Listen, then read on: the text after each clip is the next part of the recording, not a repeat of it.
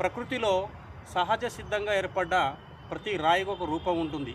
కాబట్టి ఈ రాయి ప్యారెట్ను పోలి ఉంది. కాబట్టి ఈ రాయి మీద ప్యారెట్ తీశాను. ఆ ప్యారెట్ తన పిల్లల కోసం గూటిలో ఆహారం తీసుకొస్తున్నట్టు ఇక్కడ రాళ్ళ మీద చిత్రం గీశాను. ఇక్కడ ఉస్మానియా యూనివర్సిటీ సరస్వతి టెంపుల్ వెనకాల ఈ రాయి కుందేలును పోలి ఉంది, ర్యాబిట్.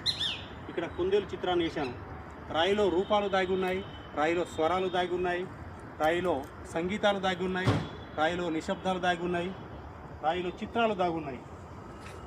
ఇక్కడ ఒక కుండ, ఒక కాకి నీరు తాగుతున్నట్టు, ఇక్కడ రకరకాల చిలుకలు వలస వచ్చినట్టు ఇక్కడ చిత్రాలు గీశాను. ఫస్ట్ బర్డ్స్, ఇక్కడ హానీ బీ ఒక తుమ్మెద మీద హానీ వాడుతున్నట్టు గీశాను.